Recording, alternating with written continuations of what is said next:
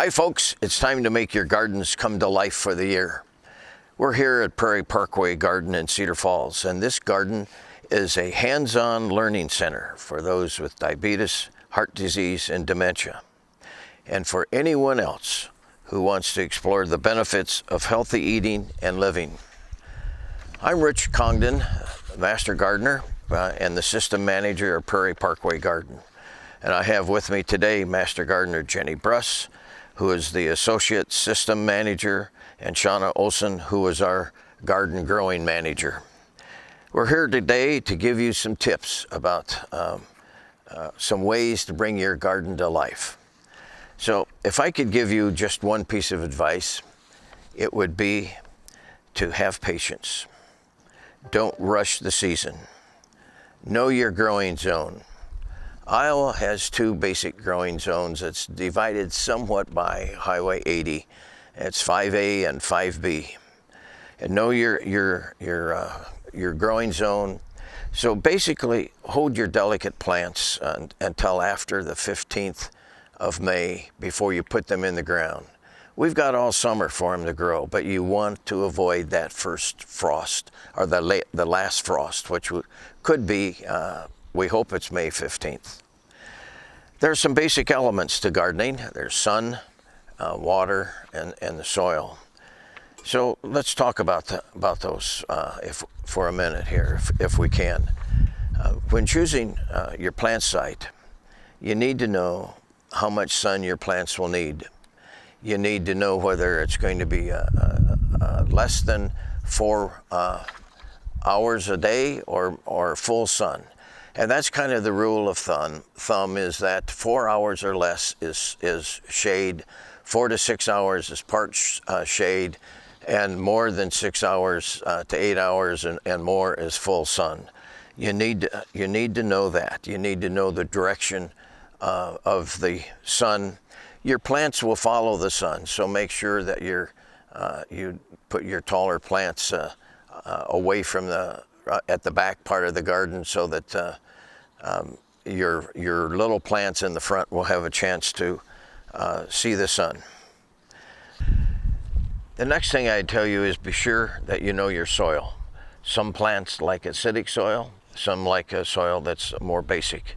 In most cases, your soil should drain well, and you want to have some pockets in there for air, and if you use a good raised bed soil or a good garden soil, it'll have some of those ingredients in there. You want to make sure that your soil has some good nutrition. And if you'd like some help to know what your soil is, you can take samples into your Iowa State Extension office, wherever you're located, and they will analyze the soil for you. They'll send it into Iowa State at Ames and analyze it. So, and one last thing about soil is think about top dressing your soil with a good compost.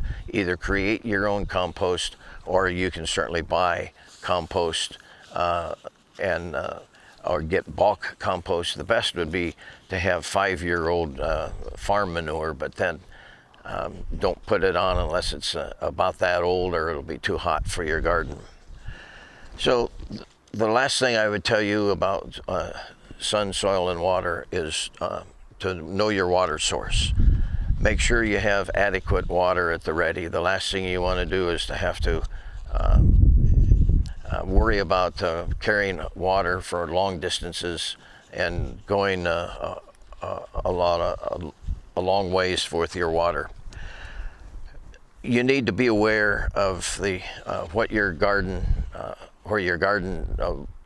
water is at. You can do that by putting your finger in the garden, and down, if it's about 2 inches in the garden, if it feels powdery and dry, then you need to water. If it's less than that, then you probably can get by for another day or two. But you need to check your water often, and don't overwater. Sometimes overwatering is as much of a problem as underwatering. And if you are growing in container pots, make sure that you water more often. They will drain quicker. Sometimes in the heat of the summer, you have to water a couple of times. So you've heard from me about the basics of gardening. So now it's time to get a little more specific. And so I'm going to ask Jenny Bruss, who is my associate system manager here at the garden, at Prairie Parkway Garden. Jenny's going to give you some of her unique tips on growing and getting your garden started in the spring. So we're here at the garden today to talk about some vegetables, and vegetables are usually pretty key in any garden. So like Richard said, make sure that you're being patient. And so in the time that you can wait for your tomatoes to go in, you can actually plant things that are in the cold weather crops like radishes, lettuce, spinach, different things like kohlrabi, broccoli. There's all kinds of things that you can plant early, and in the time it takes to wait for those tomatoes, you could actually have planted your radishes and then have already harvested them in the same place. So there's a lot of things you can be growing soon instead of just waiting around for those tomatoes and peppers to go in. So make sure you take advantage of all of that. If you take the time to plan out your garden and look at your seed packets, you will notice that it talks a lot about harvest time. And so how many days to harvest on the back of pretty much any seed packet will help you to determine what you can plant when, especially when you're looking to do successive planting. And I'd highly encourage that to get the most out of your garden, because vegetables such as lettuce, radishes, things like that can be planted and harvested numerous times throughout the season. Making sure that, of course, you're not planting in the heat of the season. And again, on the back of your seed packet, it will recommend what time of the year to plant it. So things like radish and lettuces prefer to be a little bit cooler. So again, it will talk about April and May, and again back in September, October. So making sure that you can plan out your garden will help you get the most amount of produce out of the same space, which is really important. And we of course would encourage you to try different things. So maybe you've always planted the same lettuce, maybe look to try a blend. There's amazing blends out there. This way you'll get 5 to 10 different types of salad lettuce in your salad mix. And so a great opportunity to try different things. You might try doing a purple radish instead of just red. You could try purple carrots, purple broccoli, purple tomatoes, purple peppers. There are just so many new varieties to try. And you'll find that the nutritional value with these vegetables in different colors also brings a different vitamin profile. So that's why they suggest you eat your rainbow. And so being able to do that, you get a larger variety of vitamins and antioxidants, which are so important to a healthy diet. Other things you want to consider with vegetables is the things that you like. Obviously, you're going to have your favorites. We, of course, also recommend that you look at being able to harvest those and then keep those throughout the year. So you might try to incorporate canning, freezing, things of that nature. Pretty much any vegetable can be canned or frozen, and then you'll have that throughout the year. So think about how much can I grow, not just how much can I eat this week. So there's a lot of things to be doing with the vegetables. And again, successive planting, so seeing that you can get crop after crop, and then again, who doesn't love a neighbor who shares their vegetables? So don't be afraid to share with people as well. So thank you.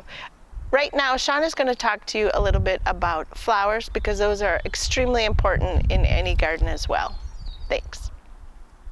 Hello, I'm Shauna Olson, and I am here to talk a little bit about doing some container or some flower potting. And there's a number of different things that you can do with that. But let's just assume that you don't have a large area to do a lot of gardening in.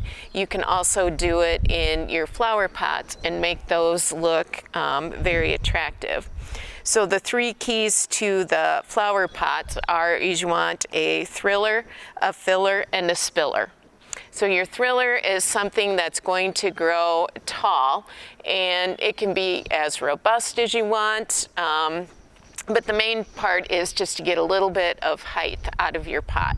So if you're wanting to even put some herbs in there, like a purple basil is pretty because of the purple color. Rosemary is nice because they will be a little bit tall, a little bit spiky.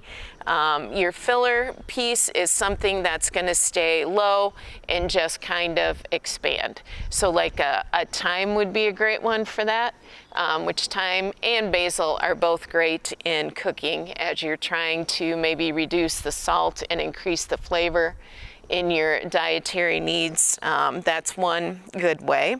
And then you have the spiller. The spiller is one that's going to spill out of your pot or grow down. And a thyme could also be a good one for that because he'll bush out and he'll also creep a little bit.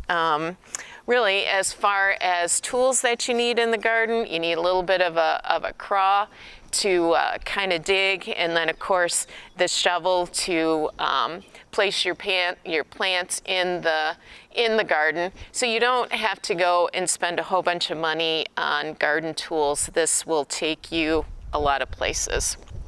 And then probably the third piece is just a good piece of gloves, so that as you're working the soil, you know, you've got worms, you've got bugs, plus you've got your fingernails that you may not want to get all the dirt out of. So that concludes what I have to say today. Thank you.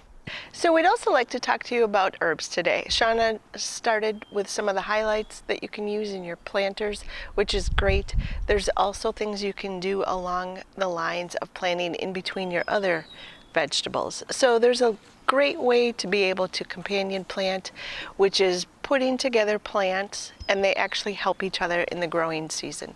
So you can mix things like basil in with your tomatoes. Not real close, but in proximity, and that will help with bugs and other things like that. If you are able to plant different herbs in, that will also help you be able to expand your cooking in the kitchen.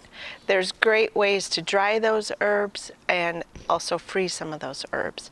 There's a lot of things you can do at home with them, things like making pesto. There's no reason to go out and buy it. It's very expensive. You can make much better at home. So there's things like that.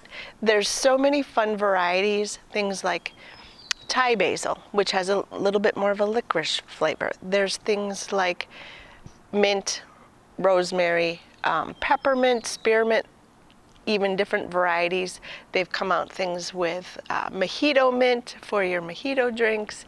They have margarita mint if you're interested in that. There's all kinds of different things like lime basil, which will be new in the garden this year. And so I'm really looking forward to being able to cook with some of these new herbs. Some of the things that you can have year after year that come back, of course, are green onions. Those will always be there. Chives, in that same family, they'll come up each year in the same place, so you don't have to replant those. Wild garlic, these types of herbs are great, just cut fresh for anything. They come up early, so it's one of the first things you can get out of your garden, which we love to have.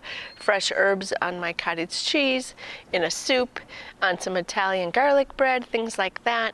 So making sure to include some herbs in your garden will really help bring everything together. And the beautiful part is that rabbits and deer don't like them because they don't like the flavors and the smells. And so that's a great way to have them without being a nuisance with pests as well. So try some herbs in your garden as well. Thanks. So there you have some of our ideas about bringing your garden to life this year and every year. And if you'd like more information, follow us on our website at parkwaygarden.org. There you will see some other videos of things that we have and suggestions and tips that we have that you might enjoy and might help you in your garden. So remember that time spent in the garden is not wasted. It's a chance for you to lose yourself in a happy place.